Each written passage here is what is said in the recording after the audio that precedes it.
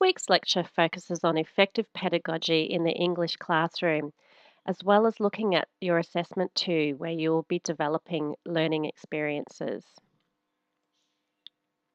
The purpose of this lecture is to explain what good teaching looks like in the early years of learning.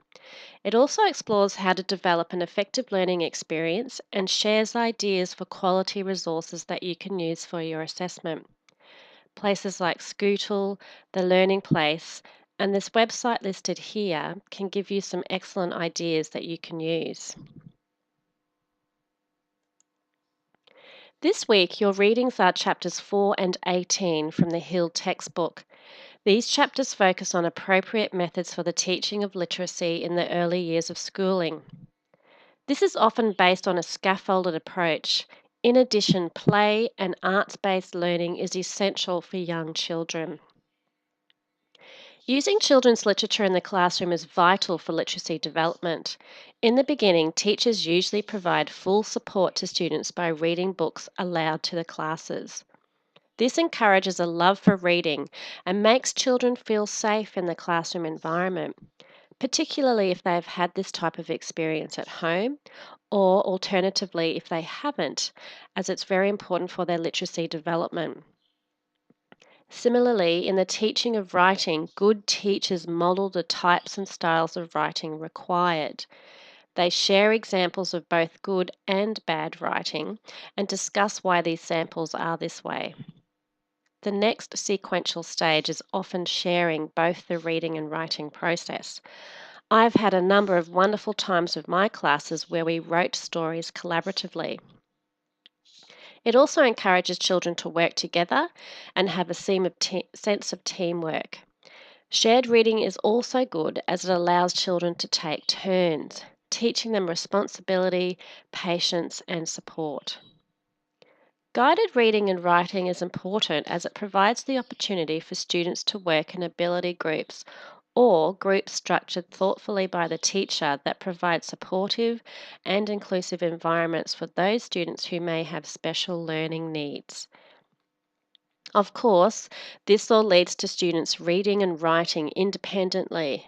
However, as you can see with this model, the process is cyclical and returns back to read alouds or shared or guided reading where appropriate. Even upper primary students like to have stories read to them. When you use literature in the classroom, it is important that you vary the learning activities and strategies that you use. Hill provides an effective format for using shared books in the classroom on page 84. It includes reading together, providing a number of teaching opportunities, how you introduce a new book to the class, and different types of learning activities. I would absolutely recommend reading this section for your assessment too. Pages 84 to 87 explain some more effective teaching approaches that you can draw on for assessment too. Make sure you think about the before, during, and after reading stages. How will your activities be different? How will they align with a philosophy or theory of teaching, such as the Learning by Design model or a multi-literacies framework? Remember to consider also the productive pedagogies as well. We need to see how your learnings from this course can be influenced and embedded in your learning experiences. What about aspects of reading that you're focusing on? Are you teaching rhyming or comprehension, phonics, vocabulary, or fluency? You need to be very clear on what aspect of reading you will address. Make this explicit from the beginning of the learning experience. In regard to writing, will the writing learning experience relate to your reading one, or are they focusing on different elements in your book? Either of those is fine. Will you employ the 4 resource model? How will your learning experiences support the development of language generally? So these are all questions that you need to ask yourself when developing the learning experiences. I definitely recommend reading page 92 to 95 as well, because this will guide you. So, what do effective literacy programs look like in early years classrooms? Well, on page 100, Hill does provide an example of a week-long literacy program. Here you can see the children are focusing on the book The Gingerbread Man. On the first day, the teacher actually starts with asking the children about their own experiences or their topics of interest. This is where the teacher models some writing, and the children can recount experiences through writing or drawing.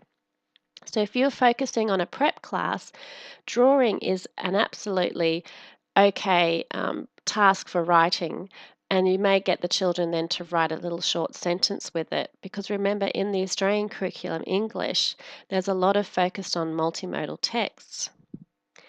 On the second day, the teacher you can see here has used the 4 resource model.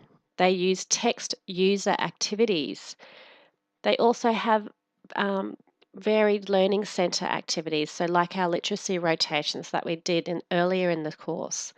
Guided reading also happens in small groups. This is where, if you decide to have group work, you need to tell us how you've considered grouping the children.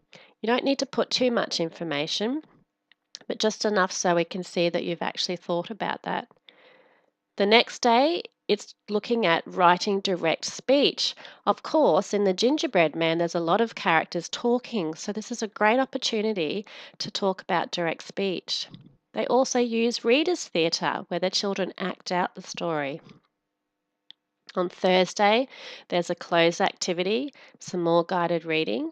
And Friday, they actually make a gingerbread man together and they write a procedure for writing this. So you can see some very interesting and different activities across the week, but it's all based on the one story. So that's an excellent literacy program. Last week, we looked at how to group students in the tutorial. Chapter 18 focuses on this topic more. The way in which you group students is extremely important in literacy, if not all learning. Key considerations include positive interdependence, common goals, heterogeneous groups, which means mixed groups, mixed ability, changing the membership of groups, not always having the same groups across the week, shared leadership, group and individual responsibility, and also cooperative skills are taught. So we looked at how you can group according to personality, according to friendship groups. Perhaps you might look at gender. Do you want just boys in one group or a mixed group? Putting children who are independent with ones that aren't so independent and they work together. Or you could do some ability grouping as well.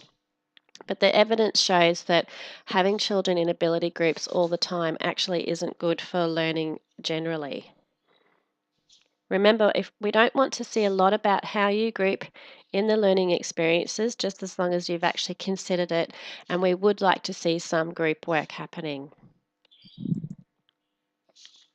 On page 408 to 402, Hill actually lists a number of strategies that you can consider to use throughout your learning experience. Activities such as a quick whip around or numbered heads, think, pair, share, red light, green light thinking, using Edward de Bono's 6 thinking hats, huddle, round table, a 3-step interview. Hill actually explains each of these in depth, so you can read these and see which ones you might like to use. It's okay to take ideas from other people as long as you reference these in your assessment. There are lots of resources online as well, and you will see that I've saved some also. So don't try to reinvent everything. Absolutely try and use some of these activities, and as long as you reference it, that's fine. So let's talk a little bit more about assessment 2. So this assessment is a culmination of all the learnings from the course. You need to develop 2 learning experiences, one that's focused on reading and the other one focused on writing. Now, these aren't complete lessons.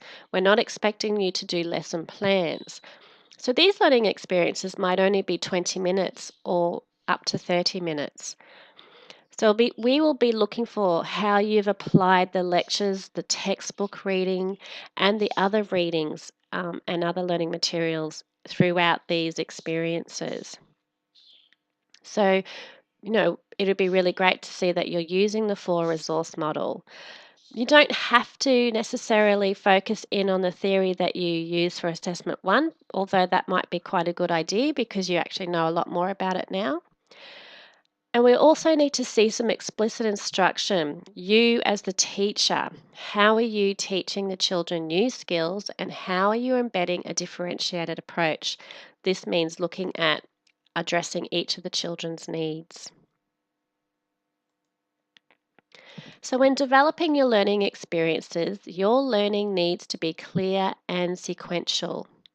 Phases of the learning often include orientating, enhancing, and synthesizing. Now, orientating is also known as build the field knowledge or experiencing. Enhancing is known as conceptualizing and analyzing. And synthesizing is also known as applying. Remember the learning by design model we explored last week in tutorials? This model recognizes social, cultural, and cognitive differences among learners, and it focuses on four knowledge processes. So, when you begin your learning experiences, ask the children what they already know. This is called experiencing the known. And then you start to introduce new information. You work from what the students bring to the classroom to then bridge to new ideas, concepts, and knowledge.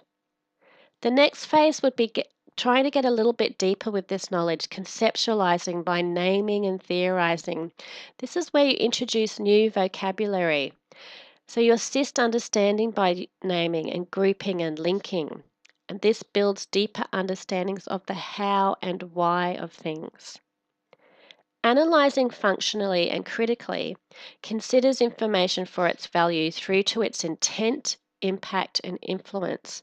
It's really important to get to these deeper levels in any learning experience that you plan for the classroom. And then the final phase is often applying. This is where the children actually make something or create something themselves. So they will do a little written text, they might do some drawing, they might do some readers' theatre or acting.